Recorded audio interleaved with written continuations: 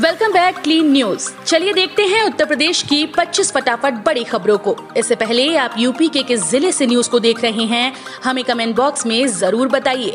साथ ही daily update रहने के लिए चैनल को सब्सक्राइब कर बेल आइकन को दबाना बिल्कुल न भूलें। आज का लाइक एम 3000 है, उम्मीद करते हैं आप इसे जरूर पूरा करेंगे। यूपी में 3836 किसानों के खेतों में नहीं लग सके सोलर पंप, सितंबर तक लक्ष्य पूरा करने की तैयारी।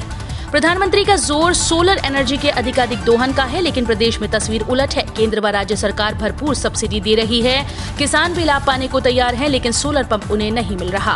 31 मार्च तक सिर्फ 3969 किसानों को योजना का लाभ मिल सका है। वहीं 3836 किसान सोलर पंप पाने की राह देख रहे हैं। यूपी में खुलेंगे 5000 नए स्वास्थ्य उपकेंद्र, सीएचसी और पीएचसी पर भी बढ़ेंगी सुविधाएं। वैश्विक महामारी कोरोना संक्रमण की तीसरी संभावित लहर को देखते हुए स्वास्थ्य सुविधाओं में लगातार इजाफा किया जा रहा है।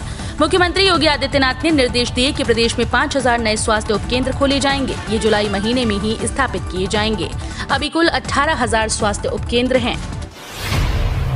यूपी के 13 जिलों को मिले नए बीएसए। बेसिक शिक्षा विभाग ने 13 जिलों में नई बेसिक शिक्षा अधिकारियों की तैनाती कर दी है। ज्यादातर जिलों में प्रभारी बीएसए से काम चलाया जा रहा था। विशेष सचिव आरवी सिंह ने आदेश जारी कर दिया। आपको बता दें कि कई महीनों से यूपी के 13 जिलों में बीएसए का पद खाली चल रहा था। कानपुर पुलिस ने शुरू किया good morning campaign, morning walk करने वालों को देगी सुरक्षा। कानपुर कमिश्नरेट पुलिस ने मॉर्निंग वॉकर्स की सुरक्षा का बीड़ा उठाया है, जिसके तहत गुड मॉर्निंग कानपुर अभियान की शुरुआत की गई है। मॉर्निंग वॉक पर निकलने वाली महिलाओं, युवतियों, व्यापारियों, उद्यमियों की सुरक्षा के लिए पुलिस सादे कपड़ों में मौजूद रहेगी, जिसका उद्देश्य मॉर्निंग वॉकर्स को अपराधियों से सुरक्षित रखना है। हाईकोर्ट का बड़ा फैसला, अनुकंपा नियुक्ति के लिए दावेदार के बालिग होने का इंतजार नहीं किया जा सकता। हाईकोर्ट के लखनऊ बेंच ने अपने एक महत्वपूर्ण निर्णय में स्पष्ट किया कि सरकारी कर्मचारियों के आश्रितों को दी जाने वाली अनुकंपा नियुक्ति के लिए दावेदार के बालिग होने का इंतजार नहीं किया जा सकता। न्यायालय ने आगे कहा कि सरकारी कर्मचारी की मृत्यु के कारण उसके परिवार के समक्ष आया तात्कालिक वित्तीय संकट ही अनुकंपा नियुक्ति का एकमात्र आधार है। कश्मीर में सिख बेटी के धर्मांतरण ने पकड़ा तूल, योगी मॉडल को देश में लागू करने की उठी मांग। कश्मीर में सिख समुदाय की बेटी के साथ धर्मांतरण के मामले को लेकर अब देश भर में उबाल देखने को मिल रहा है, जिसके बाद यूपी की तर्ज पर देश भर में धर्मांतरण कानून लागू करने की मांग ने जोर पकड़ लिया है। आक्रोशित सिख समुदाय के लोगों ने धर्मांतरण मामले पर योगी मॉडल की जमकर तारीफ की और उसे पूरे देश में लागू करने की मांग उठाई। राष्ट्रीय किसान मंच ने भी बीजेपी के खिलाफ खोला मोर्चा, सभी 403 सीट्स पर लड़ेगा चुनाव। प्रदेश में आगामी विधानसभा चुनाव को लेकर सभी राजनीतिक दल छोटे दलों को साथ लेकर सत्ताधारी पार्टी बीजेपी के खिलाफ मोर्चा खोल चुके हैं। ऐसे में अब किसानों के हित में काम करने का दावा करने वाले राष्ट्रीय किसान मंच ने भी 2022 के विधानसभा में किसानों को चुनाव में उतारने का बिगुल बजा दिया है। राष्ट्रीय किसान मंच के राष्ट्रीय अध्यक्ष पंडित शेखर दीक्षित ने बीजेपी पर हमला बोलते हुए कहा कि बीजेपी पूंजीवादियों को फायदा पहुंचाने का काम कर रही है। प्रधानमंत्री फसल बीमा योजना में ज्यादा से ज्यादा किसानों को जोड़ने के लिए यूपी सरकार चलाएगी अभियान।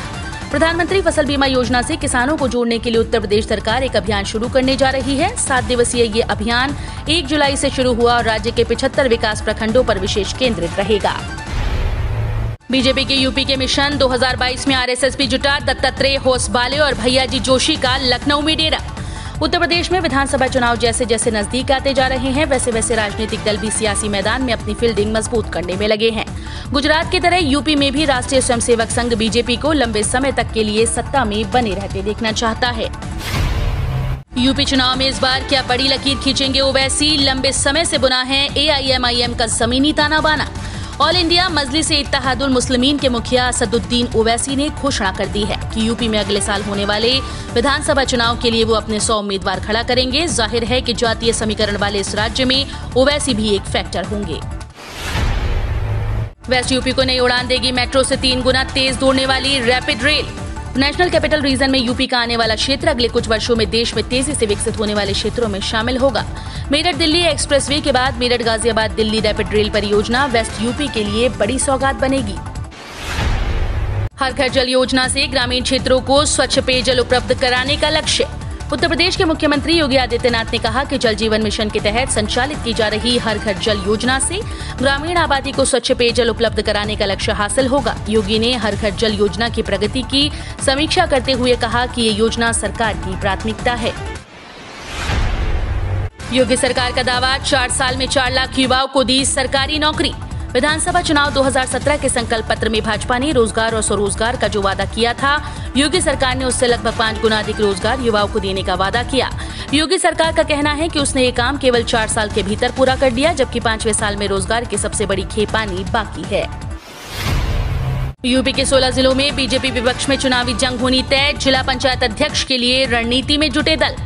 उत्तर प्रदेश 16 जिलों में 3 जुलाई को बीजेपी और एसपी आरएलडी में चुनावी संग्राम होना तय है।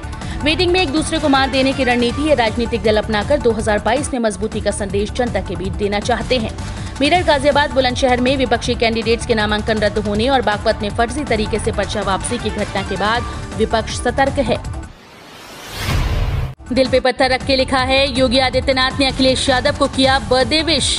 सपा प्रमुख व उत्तर प्रदेश के पूर्व मुख्यमंत्री अखिलेश यादव का कल जन्मदिन था। उनके जन्मदिन के अवसर पर मुख्यमंत्री योगी आदित्यनाथ ने शुभकामनाएं दी। योगी आदित्यनाथ ने अपने आधिकारिक ट्विटर हैंडल से ट्वीट करते हुए लिखा कि उत्तर प्रदेश के पूर्व मुख्यमंत्री एवं समाजवादी पार्टी के राष्ट्रीय अध्यक्ष श्री अखिलेश यादव जी को जन्म दिवस की हार्दिक बधाई। प्रभु श्री राम से आपके उत्तम स्वास्थ्य और सुदीर्घ जीवन की कामना करता हूँ। बरेली में पूर्व सांसद प्रवीण सिंह एरेन ने साधा निशाना, बोले ठेकेदारी प्रथा को बढ़ावा दे रही भाजपा। अगर देश की जनता जागरूक नहीं हुई तो जल्द देश को विदेशी ताकतों से गुलाम होने से कोई नहीं रोक पाएगा। भाजपा जिस तरह से धीरे धीरे देश के सरकारी और अर्ध सरकारी उपक्रमों को बेच रही है, ऐसे में एक दिन ऐसा आएगा कि देश में कोई सरकारी और अर्ध सरकारी उपक्रम नहीं रहेगा। साथ ही ठेकेदारी प्रथा को बढ़ावा मिलेगा, जिससे जनता की आवाज को दबाना आसान हो जाएगा। यूपी में नियमों के साथ कल से खुले स्कूल, जाने दिल्ली समेत अन्य राज्यों का अपडेट। धीमी पड़ती कोरोना की लहर के बीच कई राज्यों ने ऑनलाइन पढ़ाई के लिए स्कूल्स को खोलने का फैसला लिया। इसी कड़ी में उत्तर प्रदेश में परिषदीय स्कूल्स को भी कल से खोल दिया गया। हालांकि इस दौरान छात्रों के स्कूल जाने पर पाबंदी जारी रहेगी। डीडीयू में प्रवेश के लिए 22 जुलाई तक कर सकेंगे अप्लाई। एंट्रेंस एग्जाम की भी बदल सकती है डेट। प्रवेश परीक्षाओं का आयोजन 19 जुलाई से प्रस्तावित है। हालांकि इसमें परिवर्तन हो सकता है। पहली बार कृषि और इंजीनियरिंग की पढ़ाई शुरू कराई जाएगी। इंजीनियरिंग में 60 सीटों पर प्रवेश होगा। ऐसे ही कृषि में दाखिले के लिए ICAR के माध्यम से 10% प्रवेश होंगे। शेष सीट पर विश्वविद्यालय अपने स्तर से प्रवेश सुनिश्चित करेगा।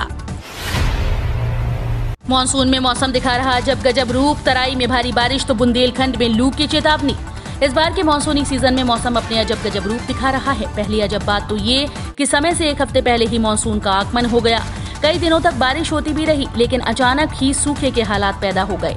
भारी उमस जारी ही थी कि गर्मी भी बढ़ने लगी। अब मौसम का एक और अनोखा चरित्र सामने आया है। प्रदेश के कुछ हिस्सों में अगले 24 घंटे तक भारी बारिश होने की तो कुछ हिस्सों में तपिश की चेतावनी जारी कर दी गई है। यूपी में जल्द होगी लेखपाल की बम्पर भर्ती।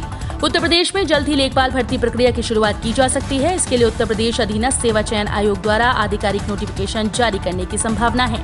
खबर है कि प्रदेश में लगभग 8,200 लेखपाल के खाली पदों को भरा जाना है, जिसमें लगभग 7,019 लेखपाल, 1,073 राजस्व निरीक्षक, 53 वरिष्ठ सहायक और 104 कनिष्ठ सहायक के पद शामिल होंगे, जिसमें चकबंदी और राजस्व लेखपाल दोनों के पद होंगे। टोक्यो ओलंपिक जाने वाली मेरठ की 13वीं खिलाड़ी बनी अन्नू रानी भाला फेंक इवेंट में करेंगी शिरकत।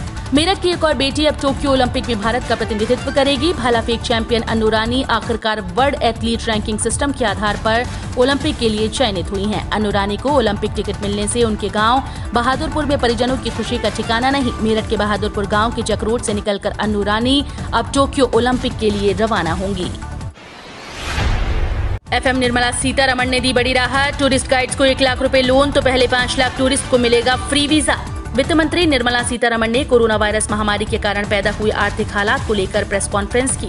इसमें उन्होंने कई राहत भरी घोषणाएं की। इसी कड़ी में उन्होंने कोरोना संकट की मार से सबसे ज्यादा परेशान पर्यटन क्षेत्र के लिए भी कई ऐलान किए। उन्होंने कहा कि रजिस्टर्ड टूरिस्ट गाइड के लिए वित्तीय सहयोग का प्रावधान किया जाएगा। इस स्कीम के दायरे में देश के 11,000 टूरिस्ट गाइड आएंगे। योजना के तहत टूरिस्ट गाइड के लिए 1 लाख रुपए की क्रेडिट लाइन का प्रावधान किया जाएगा। ICICI बैंक का डॉक्टर्स के लिए खास ऑफर, मिलेगा 10 करोड़ तक का आसान लोन। ICICI बैंक ने डॉक्टर्स के लिए खास प्रोजेक्ट सैल्यूट डॉक्टर्स लॉन्च किया है। इसमें डॉक्टर्स को 10 करोड़ रुपए तक का आसान लोन मिल सकता है। साथ ही उन्हें बैंक की कई वैल्यू एडेड सर्विसेज का भी फायदा मिलेगा। Bank doctor, medical student, senior medical adviser से लेकर अस्पताल या क्लिनिक के मालिक तक हर एक के लिए कस्टमाइज्ड बैंकिंग के साथ साथ वैल्यू एडेड सर्विसेज ऑफर कर रहा है। प्रदर्शनकारियों, भाजपा कार्यकर्ताओं में भिड़ंत का मुद्दा गरमाया। BKU का ऐलान, अब पूरे यूपी में होगा प्रदर्शन। दिल्ली यूपी के गाजीपुर बॉर्डर पर भारतीय जनता पार्टी के कार्यकर्ता और किसानों के बीच हुए झगड़े का मामला गर्माता दिखाई दे रहा है।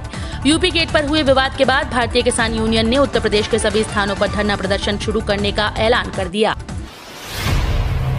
वहीं बात करें आज की आखिरी खबर कोरोना अपडेट पर, तो बीते 24 घंटे में 163 नए मामले, 260 लोगों ने जीती कोरोना से जंग, 4 की मौत। यूपी में कोरोना संक्रमण का कहर खत्म होने की ओर है। प्रदेश में एक्टिव केसेस की संख्या के साथ ही मृत्यु दर में भी भारी कमी आई है।